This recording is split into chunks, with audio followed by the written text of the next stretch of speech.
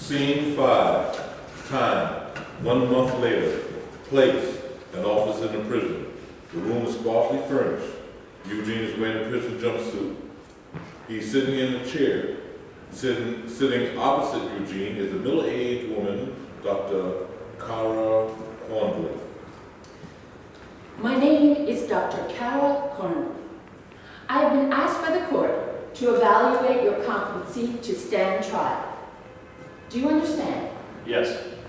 Do you also understand that this examination is not confidential, and that what we say here will generate a report that will be shared with the court? Yes, I understand. What is your name? Eugene Lasovsky, How old are you? 50 years old, Where were you born? Brooklyn, New York.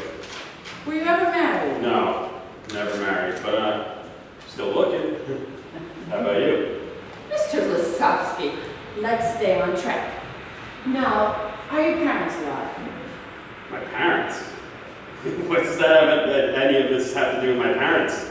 I'd rather talk about you. So how about it? Me and you do a little tete-a-tete on the desk? That would not be appropriate. Oh, stop being so formal. You know, just because you're a doctor doesn't mean you don't have, well, feelings. You're making this quite difficult. Do you have a problem answering my questions? I think it's you that has a problem answering my questions. You do understand that you're under a court order to be examined. Of course, I understand that. I did not know I was supposed to follow some prearranged script. What makes you think there's a prearranged From script? the way you're hiding behind those ridiculous questions so you don't have to talk to me. That's typical for a woman, always wanting to be in control. So, is this what all this is about to you? A struggle for control? Oh, good Lord, no. How can a lady as attractive as you be so dense? I'm sorry if I don't meet your expectations, but I have a job to do and I want to get it done. Now you're just brushing me off. You know, are you like this on your dates? I hope you understand that this is not a date. I know that, my dear. I was just playing. Hope I didn't offend you. You did not offend me. However, I want to know this. Do you tend to be argumentative with women? No, I protect women. Even when they reject you? Who said anything about rejection? It's my understanding that you stabbed your friend who was getting married to a woman who had rejected you.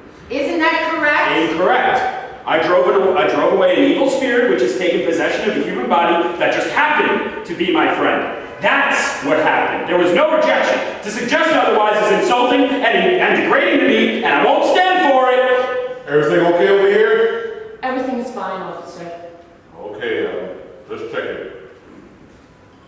Who's he? Your boyfriend? No. He's a prison guard who works here. I saw the way he looked at you. He seemed to be quite interested in your welfare. He just wanted to make sure that everything was fine. That's his job. Yeah, I understand that. I'm not a dunce. I just want to know why he chose to show up at that very moment. Why do you think? I don't know. All we were doing was talking. It's not like I grabbed you or something. Did you want to do that? Do what? Grab me? No. I was just talking. I don't treat women like that. What about men?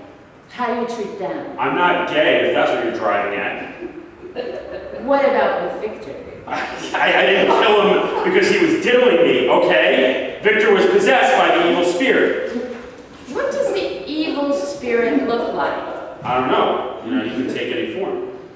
Is the evil spirit here with us in this room? You know, for a while, I thought the evil spirit was inside that guard, but nothing happened to you, so I couldn't rule that out. What would have happened to me? Well, if that guard was possessed, he would have done something to drive you away from me. Like what? Cause you to start yelling at me, or taunt me, or laugh at me, like all women do. Including Yvette at the wedding. She was acting so flighty with me. Maybe she was happy. She was only acting happy. How long did you know Victor? Since we were kids. How did you get along with him as kids? Fine. We were the best of friends, but then he went away to college, and after that, we didn't interact very often. That's rough. It was. It's almost like losing the brother I never had. When did the evil evil spirit take possession of Victor? I can't say for certain. But I believe it was while he was away at college, because when he returned, he had changed. In what way? He came back with an attitude. You know, like he was stuck up. And that was because he was possessed? Yes, there could be no other explanation.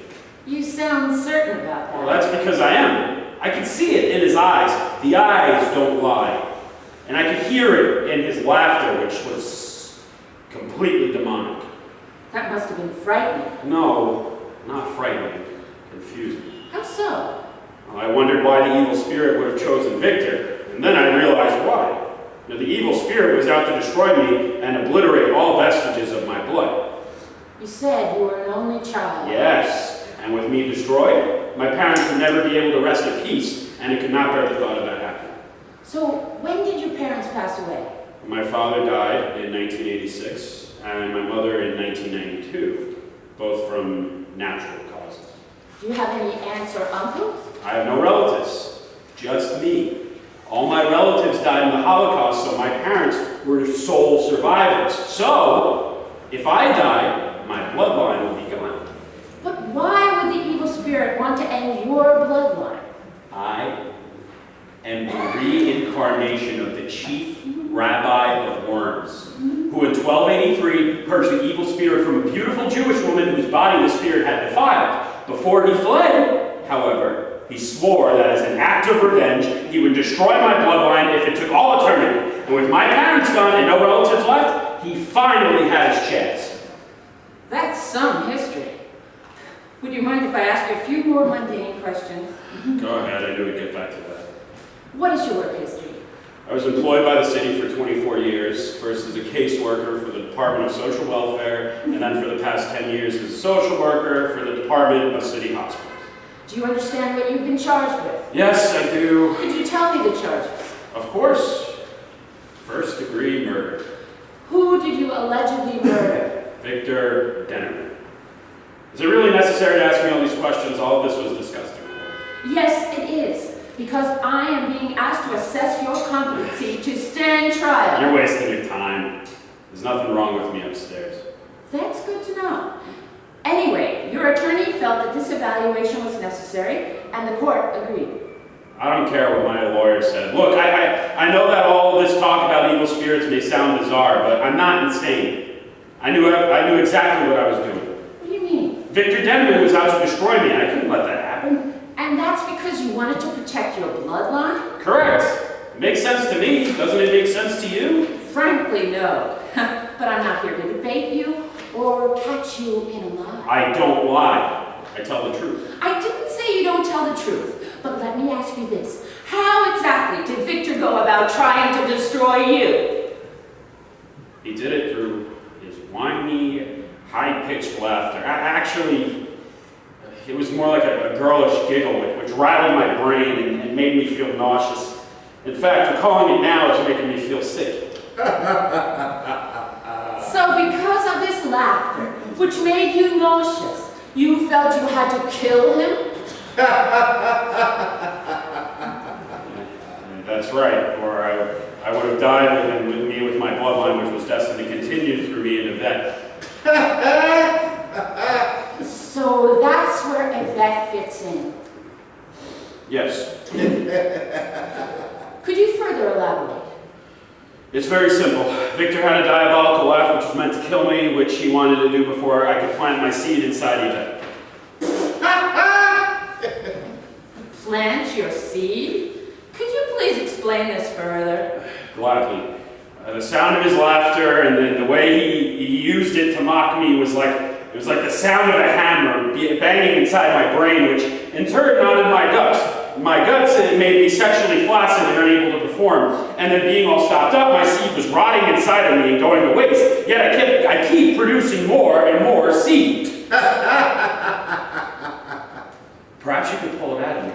Mr. Lasowski, that's really inappropriate. Oh, you're a doctor, aren't you? I gotta get rid of my seed. I want you to calm down. Okay. I'll try. I try pulling it out myself, but it doesn't help. I just make a mess, and then I look down and see a sticky, gooey puddle on the ground. What a waste of seed. Victor wanted. If the evil spirit was so intent on destroying you, couldn't he have killed you the same way you killed Victor? No. Since the evil spirit knew I was already on to him, he lost the element of surprise. The only thing left was to dissex me and then get me to commit suicide. So to recap, Victor wanted to destroy you because... For revenge for what happened in 1283, and also to punish me for opposing him and his nefarious plans to produce a race of demons, half human, half spirit, to destroy the human race and take over the planet, so he used his laughter like a knife to try to drive me to death.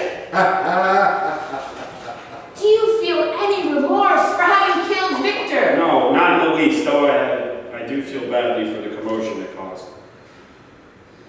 Did you ever have suicidal thoughts? Yes, I did. Why do you ask? It's a standard question that I ask all patients. Oh, am I one of your standard patients? I use the term standard patient in the generic sense, and not to imply any doctor-patient relationship. Look, I have absolutely no objection to a hot-looking lady like you being my shrink. I just don't want to be billed for this examination. Don't worry about that. Okay, if you say so. But I hope you understand my cause for concern, because right now I have no access to funds, and I believe that a man should always pay for the lady. You realize how lovely you look to me? I understand your concern. Now, could you tell me more about these suicidal thoughts? I wanted to talk more about us, but okay, I'll answer your question. After Victor told me in 1994 that he had his way with Renee, I considered jumping from the Brooklyn Bridge. But you didn't. No, but I thought about it a lot, and once I actually went to the bridge at night and seriously considered jumping onto the traffic lane below. But I chickened out. And it's a good thing I did, because it bought me time to prepare for the final confrontation. Did you ever tell anyone about these suicidal thoughts? No, I did not, because I had no one to talk to, and besides, who would have cared? So, you think nobody cares about you? That's right. Nobody cares, except Yvette. And you. How do you know she cares about you? I just know. You know, remember, a long time ago, I was a chief rabbi, and chief rabbis know a lot. Have you ever had any formal religious instruction? 800 years ago, in Worms. Do you remember the names of your teachers? There was Rabbi Beryl Ben Lazar, and Rabbi Isidore Kahan from Krakow, and then there was Rabbi Yaakov Shmuel Bimstein from Minsk. Each one a brilliant Talmudic scholar. Did you ever visit Worms? No, I didn't have to. I lived in Worms. Is that important? I'm just asking. Did you ever visit Worms? No, I haven't. But after this examination, I may go there for a visit. Why? Are you Jewish? If I said yes, what would that mean? You know, can't you give me a straight answer to a simple question? Why are you playing games with me? This is not a game. You're acting like it's a game. You want me to open up to you, but you won't open up to me. Is that fair? You said you were employed as a social worker, correct? Yes. So you had training as a mental health professional. Yes, I have an MSW. So what? Does that make me less worthy of your attention? You're getting my attention. Now, wasn't there anyone at work, any mental health professional with whom you could discuss your feelings regarding Victor and suicide? I didn't want to do or say anything that would call attention to myself and possibly jeopardize my job, which I value, because I needed a paycheck. And besides, I had no need to confide in anyone, because thinking about something is not the same as actually doing it. People have all kinds of thoughts, and I didn't want to bore anyone with mine. I had lots of patients tell me they had suicidal thoughts, and afterwards I would wonder whether it would have been better if they just stopped talking about it and just do it and get it over with, instead of wasting everyone's time alarming people about stuff they had no intention of doing. To me, it was just a childish way of getting attention, and the last thing I needed or wanted was attention. Do you understand the concept of right and wrong? Yes, I do. I know from right from wrong. When you decided to murder Victor, did you understand that to be a right act or a wrong act? Boy, is that a loaded question. How so? Because no matter how I answer that question, it won't be the right answer, and I'll be incriminating myself. I'm not trying to trick you. You told me that you understand the concept of right and wrong. So all I'm asking is if you understood murdering Victor to be a right act or a wrong act. It's a good thing that you're a woman, and that I like you, because if you were a man, I would have either punched you in the face or left this room by now, or both. Why the hostility? If I say stabbing Victor was wrong, then I'm giving the devil his due and might as well kiss Yvette goodbye. And if I say I was right, then I come off as some kind of unfeeling monster, and then the judge can throw the book at me thanks to you. Thank you for sharing that with me. Now, once again, was your decision to murder Victor Deneman a right act or a wrong act? What the hell? It was a right act. Murdering Victor was a right act? Of course. You sound surprised. I thought you would understand. Then enlighten me. I acted in self-defense. Because he was out to destroy you. Yes, as I already told you, Victor was out to destroy me, and there was no way I was going to let him do that to me. He had to be stopped. And he was going to destroy you with laughter. That's right, with laughter. So you took matters in your own hands. Right again. I told you, he had to be stopped. Maybe he was laughing because he was happy and wanted to share his happiness with you. Victor? No way. He was much too selfish to share anything with me. He was cleverly using his laughter to taunt me and drive me to distraction. And that angered you. And scared me, too. After I came to realize Victor's real purpose in wanting to destroy me. Which was? Maybe you weren't listening. To torment me and drive me away from Yvette and thereby end my bloodline. The evil spirit wanted to do that. Yes, the evil spirit. Please stop asking me to repeat myself. Obviously, he was under the control of the evil spirit. Of that, I have no doubt whatsoever. And the only way I knew to defeat the evil spirit was to destroy the vessel which contained it. This concludes the examination. Oh, that's it? How did I do? Ask your attorney. Your attorney will be provided a copy of my report. Thank you. And it was nice talking with you. And please forgive me if I said anything out of line. I always get that way when I'm in the presence of a beautiful. Okay. Goodbye. Dr. Cornblath exits. End of scene 5. Scene 6. Time, 6 months later. Place, the visitor's room in the Pinot Institution. The room contains tables and chairs that are riveted to the floor. Eugene, Yvette, and Dr. Cornblath are sitting at a table. Eugene is sitting opposite Yvette, with Dr. Cornblath sitting in between. You asked for this meeting, so here I am now.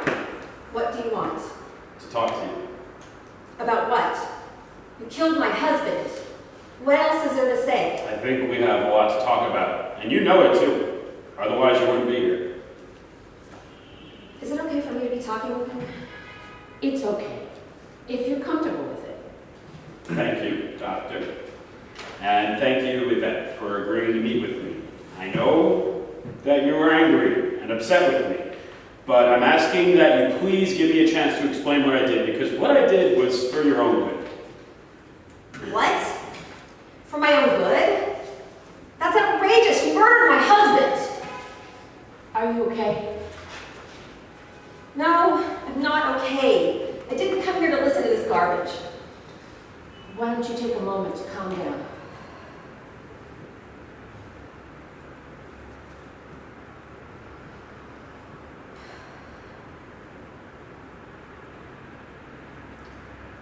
Are you all right now?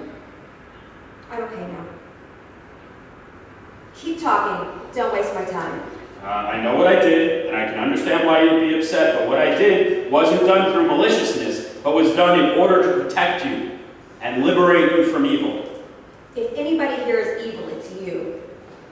So what you're saying is I need protection from you. That's not true at all. You have no reason to fear me. Victor was possessed with the spirit that came between us, and which would have destroyed me and then you. We were meant to be together, and it was because of Victor that we were kept apart and denied true happiness.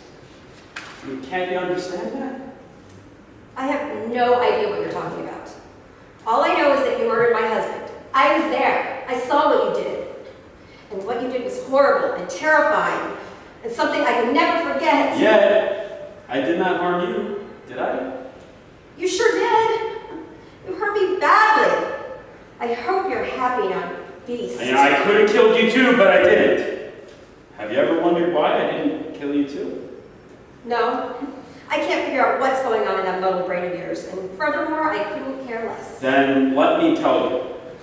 It was because you are a blessed angel from heaven, sent to earth to do good works. But Victor would have stopped you from fulfilling your destiny because he was evil.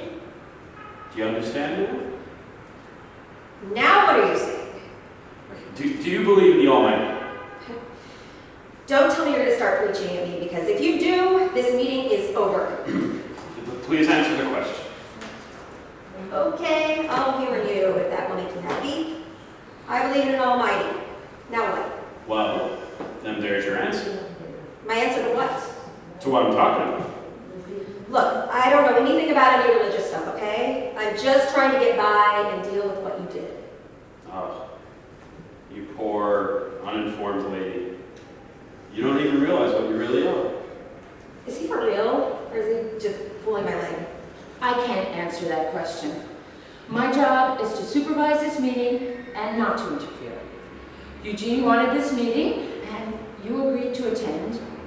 What you and he discuss is entirely up to the two of you. Dr. Cornwall, you're being much too modest. Did you know that the doctor and I are best of friends? What's he talking about? Is there something going on between the two of you? Let me assure you, there is nothing of the sort happening between Eugene and me. This good lady cares about me. And I'm telling you this because I want you to follow her lead. Let me warn you that if I believe you are misusing this time, set aside for this meeting, which has been arranged at your request and at the state's expense, I will terminate this meeting at once and report your conduct to the court. Have I made myself clear? Yes, Dr. Cornwall, you have made yourself perfectly clear. All I was trying to say... We'll talk about this later. Right now, you talk with the vet. Okay, my dear doctor. Women can be so prissy. You see what I have to put up with in here? And what was I saying? Oh, yes. It's really important that we be open and honest with each other so that we can understand each other better. Don't you want to be happy? I was happy. With Victor. But you ended all that. No, that's not so. What I did was rescue you from the grip of something malevolent, and which would have surely destroyed you if I had not acted. And because of what I did, the two of us can now be friends. Friends? Us? You must be kidding. I hated you so much after what you did and wanted to hurt you so badly. Really badly. But you didn't, right? No, I didn't. But only because you're already in jail. No, my dear. It's because I'm a nice guy. And angels don't hurt nice guys. You, a nice guy? And you think I'm an angel. Now I know you're living. If you wanted to, you could have arranged for something bad to happen to me because you have the power. But you didn't because, like I said, you are an angel who's been sent to earth, something which I sensed when I first met you at that dance. Of course, at the time, I did not know that, but I sensed that you had a very special quality, which I found attractive. The fact that we met at all is more than coincidental. We were meant to be together, and Victor was the instrument through which our relationship would be forged. But you hurt people. You hurt me. You killed Victor. You almost destroyed my life. You were definitely not a nice guy. Believe what you want, my sweet. But Victor had to be eliminated for a higher purpose, to bring us together. In this place where we are now we can be one. What are you saying? I'm saying that I love you and showed you my love by killing for you in order to protect you. If you do love me, you chose an extreme way to show it. My dear, you're wrong. All I did was to do what had to be done. It was meant to be. We can't stop fate. Don't be so smart. Excuse me? You heard me. I don't deserve that. I'm your knight in shining armor. No, you're my sicko who made my life You hell. can't that kind of talk. It's unbecoming an angel. There's violence everywhere in the world and I'm the sicko? No, you're wrong. There is evil in this world and you are an angel sent to earth to help me cleanse the world and make it pure. Don't you understand that? Whatever you say. Are you finished? Yvette, we have a glorious future ahead of us. How can you say that after what you did? How can I ever forget it or forgive you?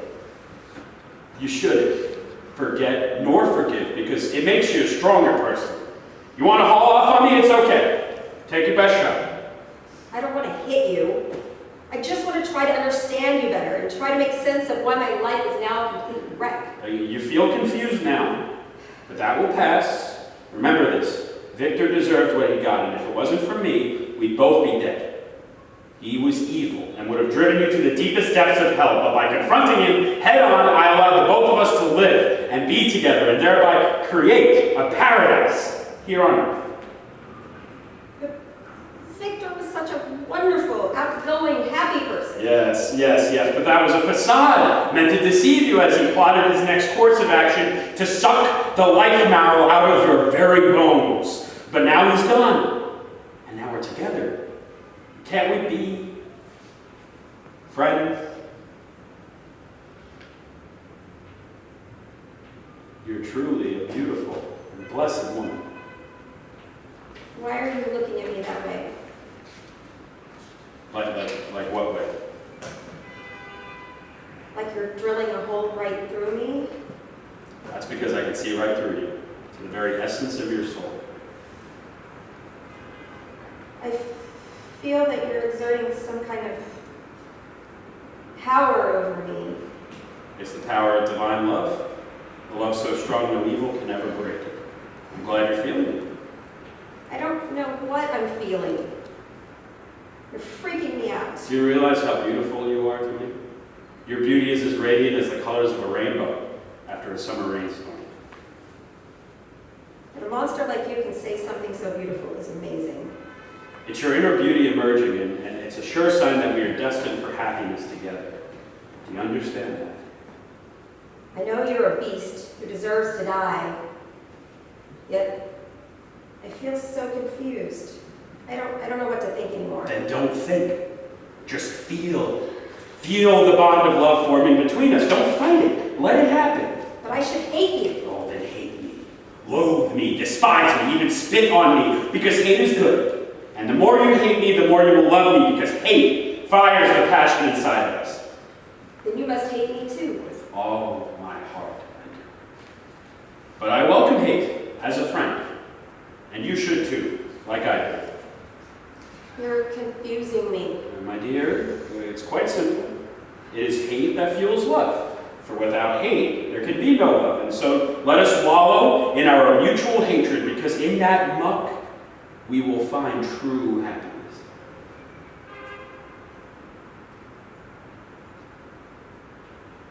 Wait a second. You killed Victor and now you hate me? It should be me hating you. Period. Let me out of here. Now. No, don't leave. Hey, hello, my friend. We meet again. I thought you were dead. Who are you talking to? Don't you see him? See who? Victor, he's here. Have you been taking your meds? You thought you could kill me and have a vet all for yourself. How pathetic. All you did was free me from this worthless body. You know what I am? Yes, I do, and now you've infected Yvette. That's right. She's mine, not yours, and always has been, and always will be. You're such a sap with all your stupid lines, trying to get over on her. I couldn't stop laughing. No. Hey, all you want, y'all want, the joke's on you. Once again, you're the fool. He's made you into his whore. To free you, I must kill you too. What are you talking about? This meeting is over! Guards! Take them away! Stop laughing at me. Enjoy your day. We'll be talking some more. After all, what are friends for? The end.